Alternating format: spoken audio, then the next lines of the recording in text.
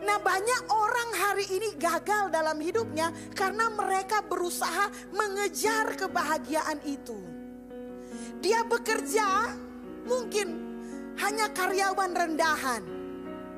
Lalu dia tidak merasa bahagia dengan pekerjaannya, tapi dia bekerja karena keadaan. Dia bertahan karena keadaan.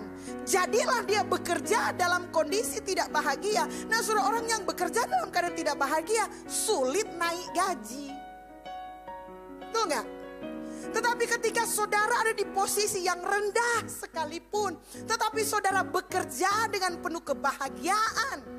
Saudara sudah bahagia dulu, saudara happy dengan pekerjaan saudara, saudara bersyukur dengan apa yang saudara kerjakan, maka saudara akan lebih mudah naik gaji. Kapan saudara akan sukses kalau engkau dalam bekerja tidak bahagia? Contoh, paling gampang saudara-saudara, siapa di antara kita yang suka matematika?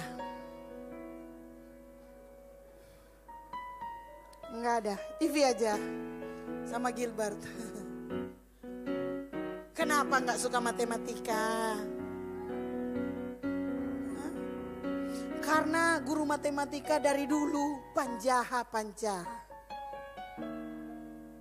Karena sebenarnya kita bukan gak suka matematikanya, kita gak bahagia dengan gurunya. Gurunya baru datang selamat pagi, See? Bagaimana nilai kita mau baik, mau bagus, kalau gurunya aja kita gak suka. Oke? Tapi bagaimana kalau gurunya kamu suka? Cantik, baik hati, kebanyakan guru biologi, guys. Di zaman saya dulu, ya nggak, betul nggak? Guru biologi biasanya cantik, baik hati, betul nggak? Murah nilai. Walaupun kita nggak suka biologi, saudara-saudara, oleh karena guru biologi bisa mendatangkan kebahagiaan dan sukacita, nilai kita bisa naik. Saudara, saya pernah cerita ya bahwa saya pernah nggak naik kelas. Saya nggak naik kelas karena saya waktu itu bahasa Inggris, parah sekali. Karena semua guru bahasa Inggris saya dari SMP kelas 1 belajar bahasa Inggris, SMP kelas 1 sampai kelas 3 nggak ada yang memikat hati saya di sekolah itu. Tapi waktu saya pindah sekolah, saya tertarik dengan satu guru bahasa Inggris yang bagus sekali cara mengajarnya. Dan mendadak saudara, nilai saya yang dari 4 gara-gara nggak naik kelas kan memang 4. Saudara nggak pernah lihat angka 4 di raport kan? Ada Pastor Melan. Jadi kalau saudara belum pernah dapat raport, nilai raport 4, jangan dulu terlalu berduka cita. Gitu ya, berarti nasibnya belum seburuk Pastor Melan. Itu semester berikutnya langsung 9 bro. Kalau mau ada 10 mau tembus 10 itu. Karena apa? Karena saya senang dengan guru yang mengajar. Saya senang dengan caranya. Saya menjadi senang dengan mata pelajarannya. Dan ketika saya sudah senang, saya sudah bahagia dengan pelajaran itu, saya menjadi progresnya jadi naik. Kita mungkin perlu belajar dari Richie. Richie itu simple sekali saudara-saudara. Kalau ketemu dengan dia, saudara harus buat dia happy dulu. Ini begini banget.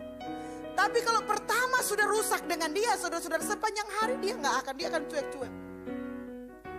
Tapi kalau saudara sudah menangkan hatinya di awal, saudara sudah puji dia, saudara sudah kasih permen sedikit, saudara sudah cumbu-cumbu sedikit sama pipinya, dia akan berkawan dengan kita sampai sore.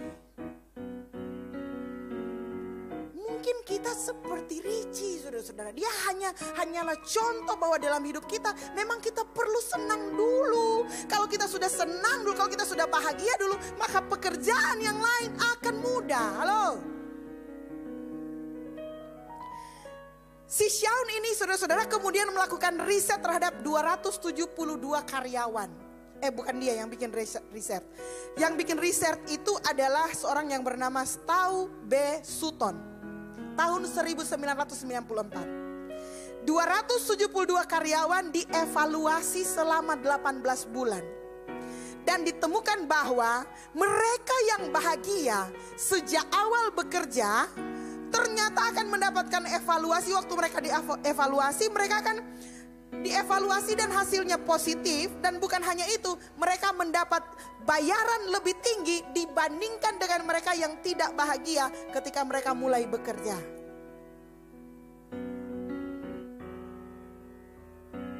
Saudara-saudara, saya punya banyak teman. Gitu ya. Saya punya banyak teman dan mereka juga punya banyak anak yang pintar. Banyak di antara mereka yang telepon saya. Mei, kasih kerja kok tapi anak. Ngana ada hotel toh, ngana ada peternakan toh, ngana ada ini toh, ngana kasih kerja kok apa jo for tapi anak. Nomor satu saudara-saudara, itu pasti tidak akan diterima. Karena yang bahagia mau kerja itu DP mama bukan DP anak. Sih? Benar nggak saudara-saudara? Yang bahagia anaknya mau kerja tuh mamanya. Dan sudah bisa bayangkan anaknya yang ditendang-tendang. Kerja aja Pak Tante Melan. Kerja aja Pak Tante Melan. Dia akan datang disuruh dan kemudian mama dah suruh kata.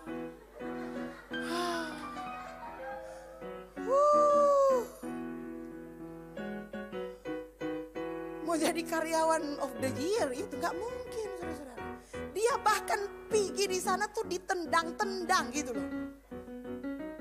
Bayangkan dengan orang yang gak tahu muncul dari mana, mungkin dia anak lahir dari gua dan kemudian datang Pastor Melan, saya butuh pekerjaan, tolong pekerjakan saya orangnya jujur pastor, tidak tahu bikin main, tidak tahu komputer, tapi kalau pastor suruh sama saya pasti akan pergi dengan semangat, ke ujung bumi pun saya pergi.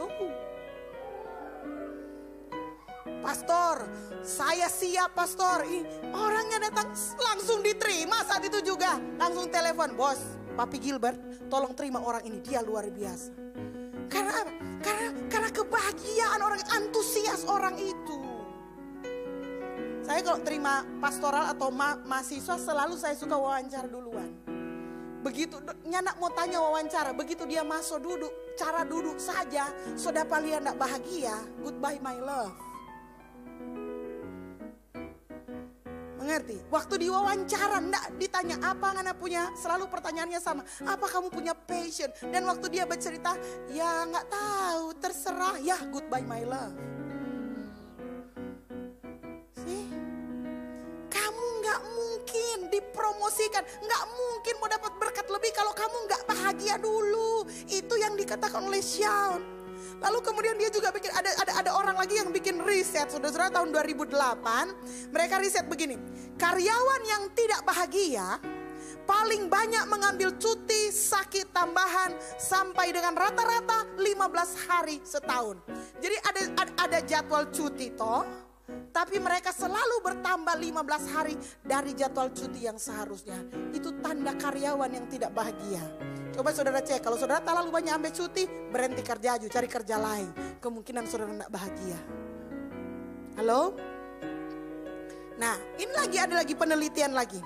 Dokter yang bahagia akan membuat diagnosa 2 kali lebih cepat, lebih kreatif, dan 2,5 kali lebih sedikit membuat kesalahan.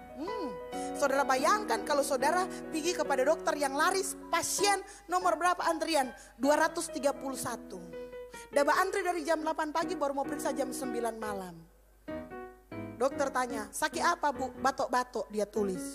Apa lagi? Pusing, obat pusing. Apa lagi? Kento, obat kento. Semua saudara bilang, dia tulis obat. Muncul 10 keluhan, 10 obat. Habis saudara minum obat, saudara bukan tambah sembuh, tambah sakit. Jadi supaya saudara didiagnosa dengan baik, ke dokter bawa donat, saudara-saudara.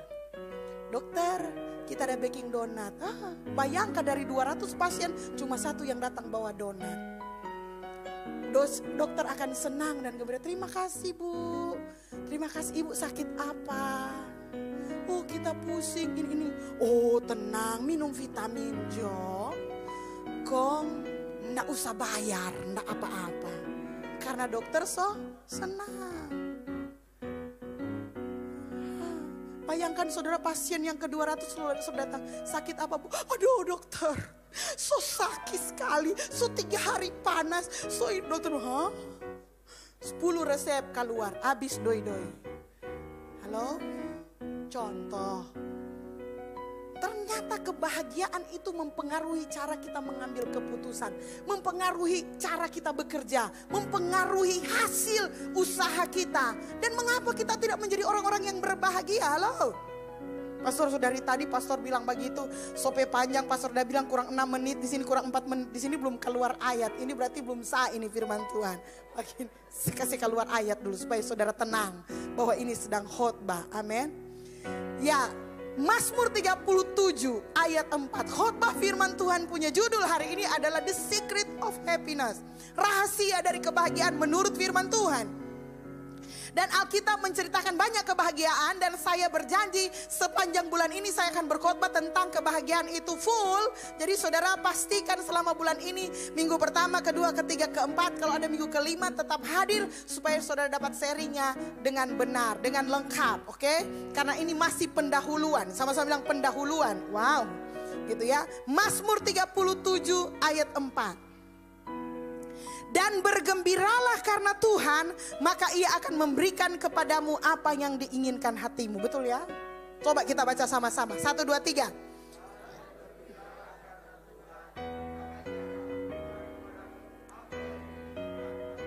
Mazmur 37 ayat 4. Tahan dulu sampai baca pembacaan berikut. Bergembiralah karena Tuhan, maka Ia akan memberikan kepadamu apa yang diinginkan hatimu. Saudara percaya ayat ini? Simple, gampang bukan? Saudara mau ingin apa? Tuhan, ini ayat firman Tuhan. Saudara percaya firman Tuhan kan, amin? Bergembiralah karena Tuhan, maka Ia akan memberikan kepadamu apa yang diinginkan hatimu. Ini gak bicara soal kebutuhan, saudara-saudara. Ada ayatnya yang Allahku mencukupi segala keperluanku menurut kekayaan kemuliaannya. Itu ayat tentang kebutuhan. Bahwa kebutuhan kita pasti akan dicukupkan oleh Tuhan menurut kekayaan kemuliaannya. Yes, amin. Tetapi ada juga ayat tentang keinginan. Dan ayat ini jelas. Ia akan memberikan kepadamu apa yang diinginkan hatimu. Clear, sederhana. Tapi ini ayat yang bersyarat. Supaya kamu bisa mendapatkan apa yang kamu inginkan. Promosi, gaji, naik, kehidupan keluarga yang harmonis, yang diberkati, ketemu pasangan hidup yang cakep, cantik, kaya, cerdas, ceria. Apa lagi? Apa yang diinginkan hatimu? Boleh. Tuhan gak melarang, Tuhan menghormati keinginan hati kita.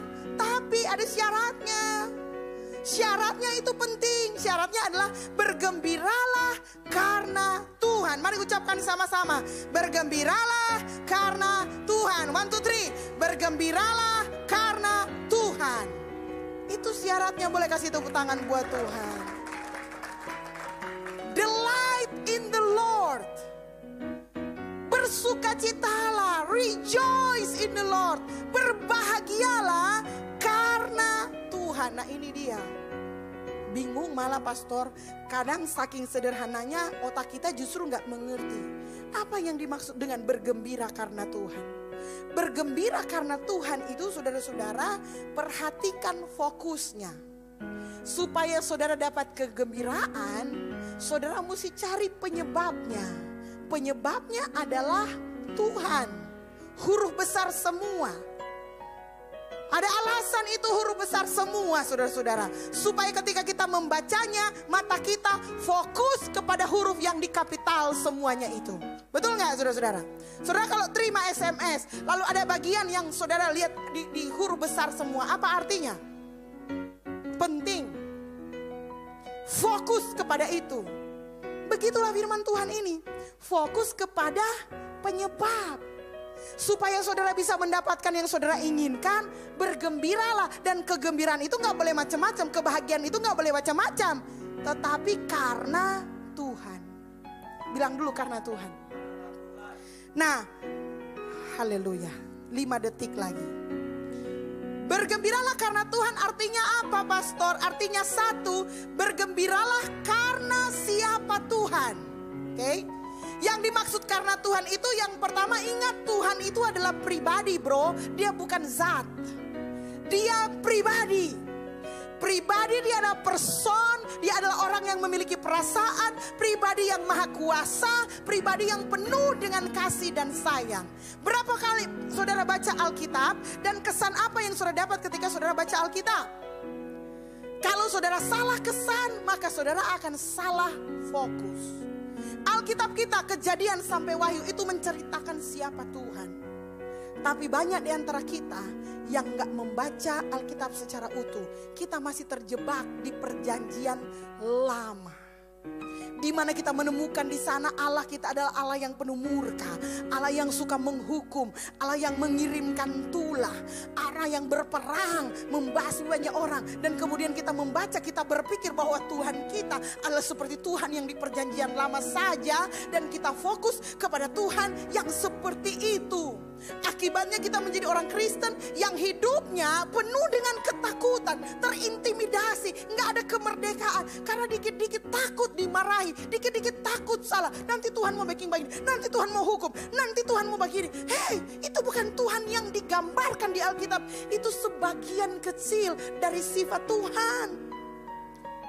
Tetapi ingat, Alkitab kita punya perjanjian baru, yang mana di seluruh perjanjian baru digambarkan Tuhan secara lengkap. Yes, dia adalah Allah yang penuh murka kalau dia melihat yang bersalah, tetapi dia juga Allah yang penuh dengan kasih karunia, yang menerima kita yang berdosa, yang mengampuni kita, yang memulihkan kita. Dialah juru selamat kita. Dan ketika engkau fokus kepada Tuhan, Tuhan yang mana yang engkau fokus selama ini? Apakah kepada Tuhan yang galak, atau kepada Tuhan yang penuh dengan kasih karunia?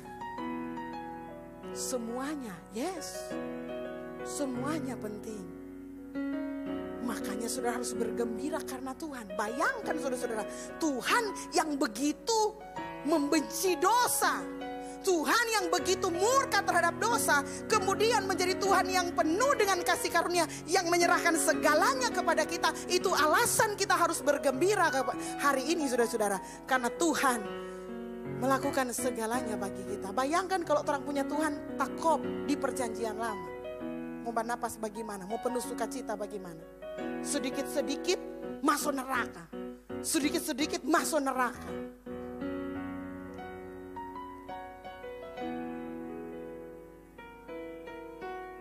Dapat lihat tangan, masuk neraka. Dapat lihat betis, masuk neraka. Kong, bagaimana dengan hidup ini? Saudara mengerti pasti? Dapat lihat rambut, masuk neraka. Oh, halo. Makan babi, masuk neraka. Saudara mau suka hidup dalam pola seperti itu? Enggak.